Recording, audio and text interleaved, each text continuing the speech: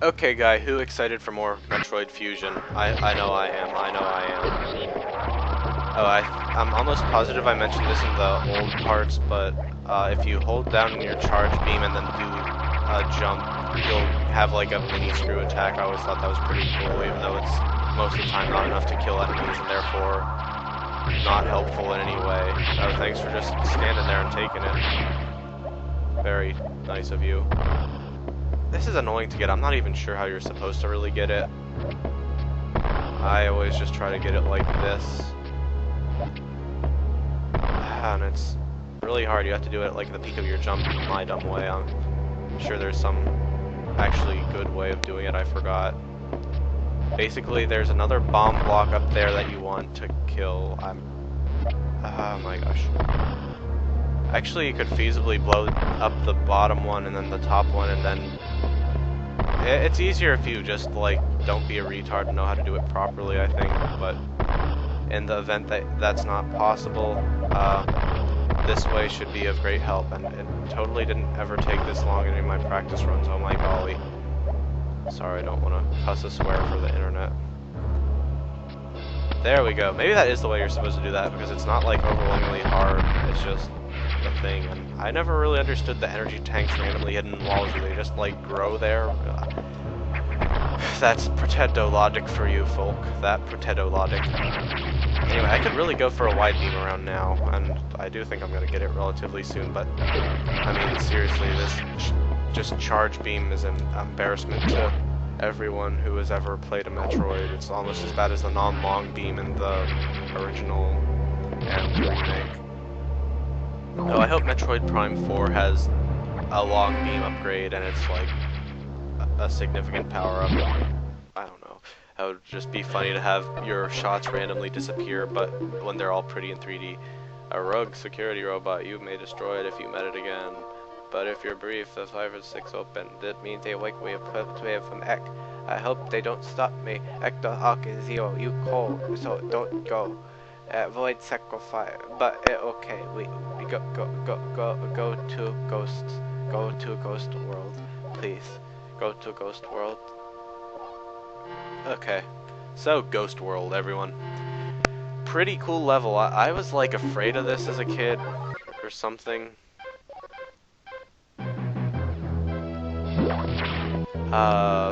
But yeah, it's dark, and then there are, I think I like blew the dark out of proportion in my mind when I was a kid, because I always thought it was going to be scary and I'd have to memorize maps and stuff. Anyway, incoming dispatch. No, Metroid, suspect anything. No, I don't think. Good. Monitor him closely. Okay. Anyway, yeah, Ghost Factory. Also, there are icy X-parasites, which are like regular X-parasites except ginormous, and they do 69 damage or something to you if you eat them. They're actually a bit annoying. They killed me a couple times, but hopefully I will be elusive enough not to die in the most retarded way possible ever.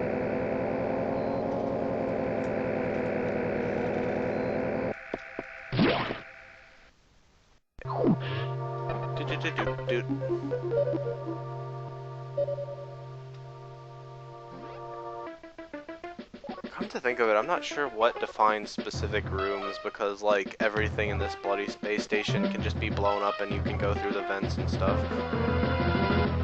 Also, I've never really understood how this game could have secret maps or secret areas of the map, considering you're downloading it. I mean, based on the story, there's like a conspiracy and stuff, and like it's implied they don't want you to know everything and maybe don't want you to get too powerful, and that's why there are a bunch of cool upgrades and secret places.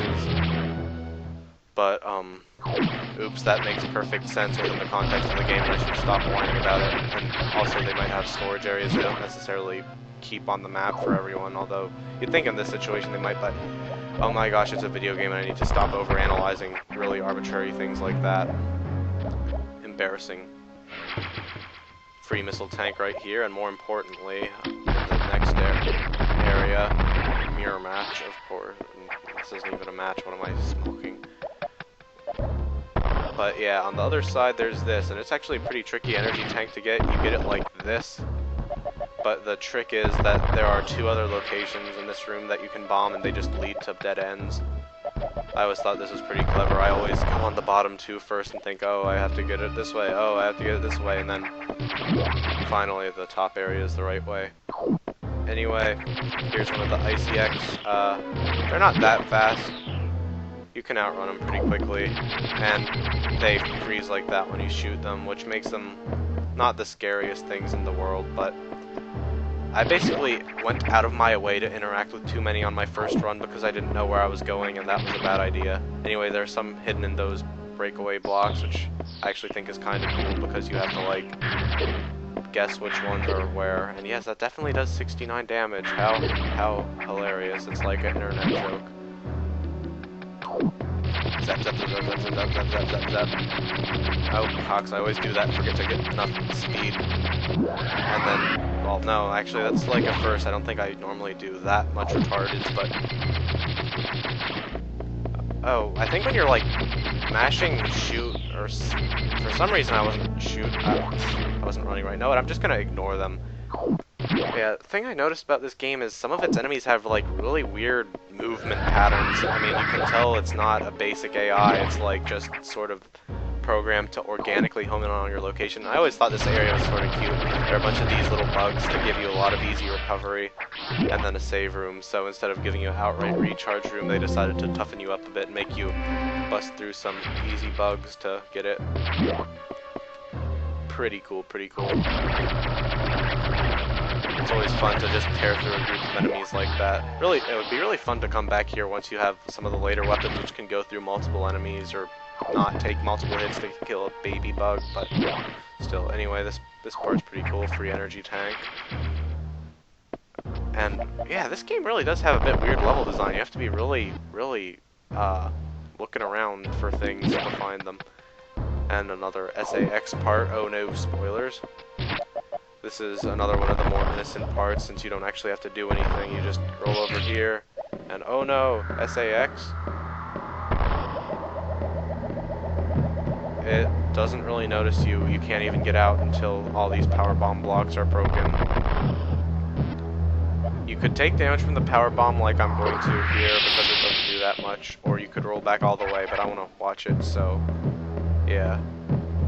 And if you want, you can just be a baby and wait for it to leave, but if you want to follow it, just barely not getting caught, this happens, which I think is sort of cool. It's like you aren't expecting that to be there, and then when you're on here and you think you're safe and you're desperately holding right, there's another pile of bubble blocks, but luckily there's nothing that it can really do for you. It might chase you in this room. I really don't know how it works when you're doing more than you're intended to with it, because I never did that when I was afraid of it. But pretty cool nonetheless, pretty cool nonetheless. Anyway, I'll be heading into the save room and ending the part for now. Well, I guess ending the part forever. This part will never continue. It's done as soon as it ends. But, thanks for watching. Next time we should fight the next boss. I actually probably could have fit it into this, but whatevs. But yeah, new boss, new suit, all kinds of crazy quap happening next time. New sector, all kinds of crazy quap really sort of hits it on the head. So thanks for watching.